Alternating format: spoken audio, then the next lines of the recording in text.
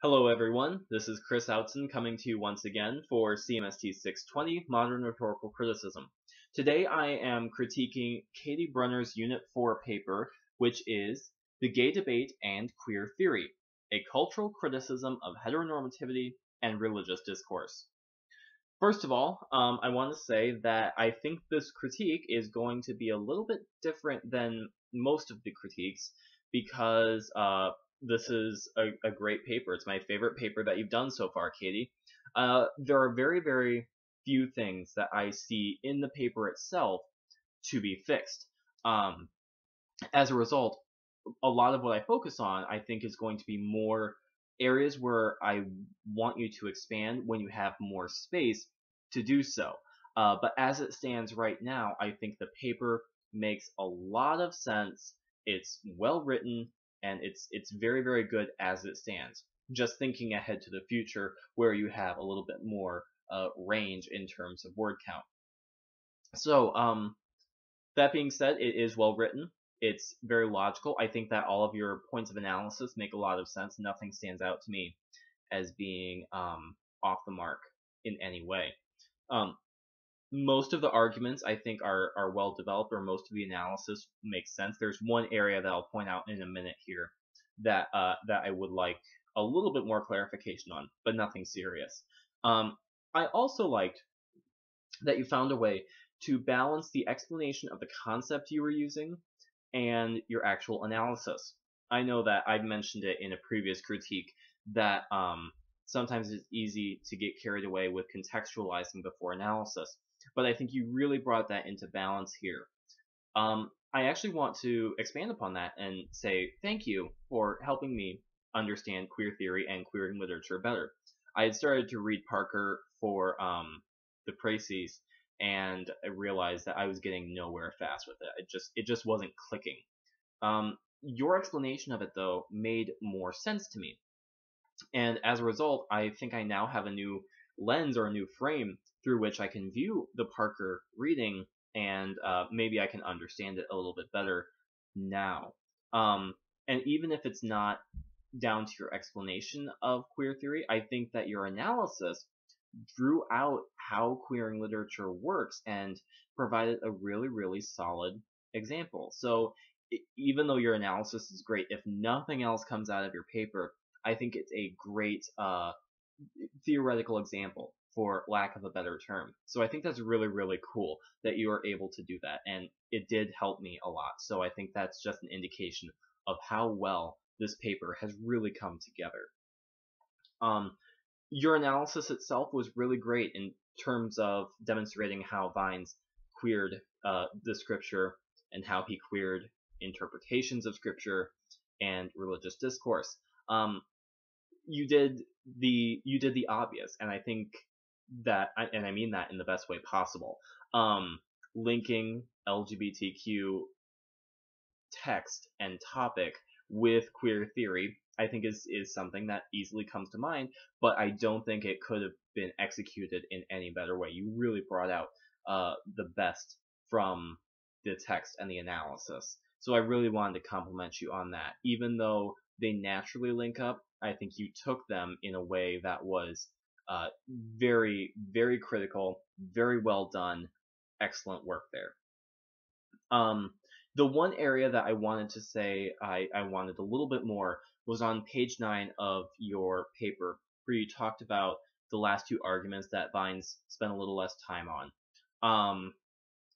I think that they are interesting arguments, or interesting instances of queering, but I don't think it's quite the same queering as what you had discussed previously in the paper. I think it was a little point of different queering that Vines was doing there. So it wasn't that I didn't see the queering, because I did, but it just wasn't quite clicking cohesively within the paper because it seemed different for some reason. So I would have liked just a little bit more explanation there about the queering and a little bit more clarification. Obviously, you said Vines didn't give you a whole lot to work with on these particular arguments. So I do recognize that as a limitation. However, I just wanted a little bit more so that it blended a little bit more cohesively with the rest of your analysis. Nothing huge there, just a minor point of criticism that I wanted you to think about. All right. Thinking about things for you to expand upon in the future, I've been trying to figure out the best way to frame this, and so forgive me if I take it off in a whole nother direction aside from queer theory. But as I was reading it, you kept coming back to little things where you suggested that maybe he would not maybe some of his queering or some of his rhetorical choices were not always the most positive for the LGBT community. And it kept taking me back to critical rhetoric with McCarrow. And McCarrow talked about the potential for emancipation that can exist in rhetoric, but also the potential for domination and how those two they're the polar opposites. They are the binary, but that they can exist within the same rhetoric. I think you addressed the emancipatory possibilities very, very well, but then you hinted at the domination possibilities without ever really expanding on them. You chose to focus more on the positive, which is perfectly fine. McCarrow does say that's a legitimate way to analyze. But I think some of the things that could be talked about in terms of the domination, it's interesting. And I think there's a lot more to be discussed here than just what Vines is saying in terms of gay versus straight. So, for example, on page 8 in your paper, you talked about what critical theorists might say about his speech. You stated, critical queer theorists may take issue with Vine's assertion that a person is either heterosexual or homosexual, as queer theory is concerned with deconstructing binary opposites and makes the claim that people's desires is more multiform than the rigid binary between straight and queer can account for. Very, very good point. A point that I wish had been drawn out a little bit more, because I think it is interesting that he frames it in binary oppositions. Now, on one hand, that could be a rhetorical strategy to not distance himself too much from the audience, because they would understand the situation in terms of binaries. So it could have been a strategic choice on his part.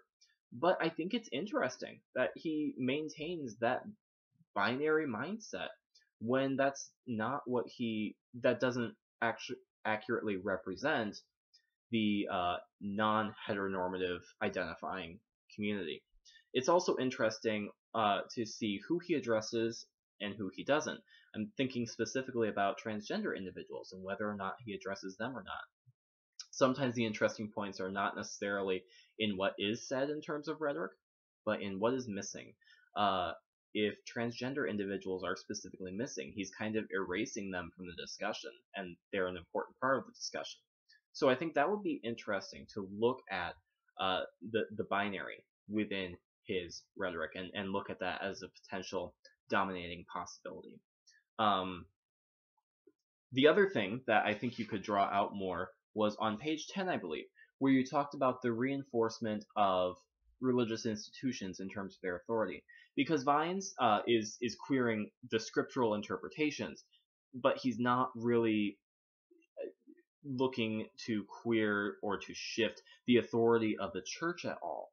And I think that's an interesting choice that he made. One that I think is legitimate. He identifies himself as Christian. So he is not necessarily trying to overthrow the church. But I can't help but think about the dominating impact of it as well. Thinking about the fact that not only is he just trying to convince the church to use its authority to enforce a new interpretation of Scripture, even though he's not directly addressing the church, the fact that he isn't directly challenging the church, he's really just focusing on a new interpretation. So he's trying to convince the church to use its authority to take a new interpretation. As a result, and and I may this may this may not work, but to my mind, it seems like the logical progression here is that then he is still justifying and accepting that the church is a reasonable authority on issues of human sexuality, LGBTQ issues, and it is still a social institution with legitimate right to anyone's personal lives and can influence them in that way. Um, Maybe just a shot in the dark there, coming from my own personal experiences and thoughts on this issue. But I, you mentioned it, and that's what made me think of it. I want to see that drawn out more, where you have more space to do so, because I think as emancipatory as fine speech is overall, I do think it is still mostly emancipatory. But there are little things that happen within his discourse that are reinforcing some ideologies that may be counterproductive to the LGBTQ cause. So something to consider there in the future as you continue to develop and go about this topic. The final thing that I wanted to talk to you about is not necessarily anything that you discussed in your paper, just a thought that I had. When the phrase queering literature came up, I had heard of queering literature, but I had also heard about the act of queering space, specifically with response to bars and gay clubs. But I couldn't help but wonder if the fact that Vines did his speech in a church, if that had any impact on the church itself in terms of queering that space, at least temporarily queering that space.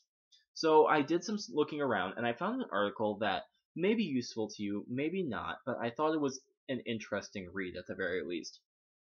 It's called Contesting Domestic Ideals, Queering the Australian Home. It's from a 2007 Australian Geographer, volume 38, issue 2. What I thought was interesting about it was that it talked about how through the social institutions of Australia, there's a heterosexualization that occurs in the ideal Australian home. But then that ideal, that heterosexualization, is challenged by domestic practices of gay and lesbian individuals. They're using the home to, and I'm paraphrasing here, they use their home to consolidate gay and lesbian identity, relationships, and community. And one of the ways that their home can be queered is through how it's used. What do they actually use the home for? I wasn't going to pull this article because I didn't think it related to religious institutions until I thought about how often churches are used as metaphors for homes and houses, the house of God. So I thought, well, maybe there's something there. And if one of the ways to queer a home is to think about how it is used, then what does Vine's use of the church as a space to discuss new interpretations of scripture with reference to LGBTQ individuals, or excuse me, based on your previous critique, based solely on gay individuals, how does that impact the church itself? Does that space become queered in any way? I don't know. I'm not an expert on queer theory, and so I can't really say for sure. But I couldn't help but wonder if, in his queering of the literature, he queered the space that went with it, that is so heterosexually oriented, that compulsory heterosexuality of the church. I couldn't help but think maybe there was a queering that happened there too. So again, another topic to look at in the future. So, wrapping it all up, overall, Katie, this was a really great paper. Nothing about what you presented to me didn't make sense. It was well written. My points, I think, are just for expansion in the future. So, thank you very much. Look forward to seeing your final paper here in about a week.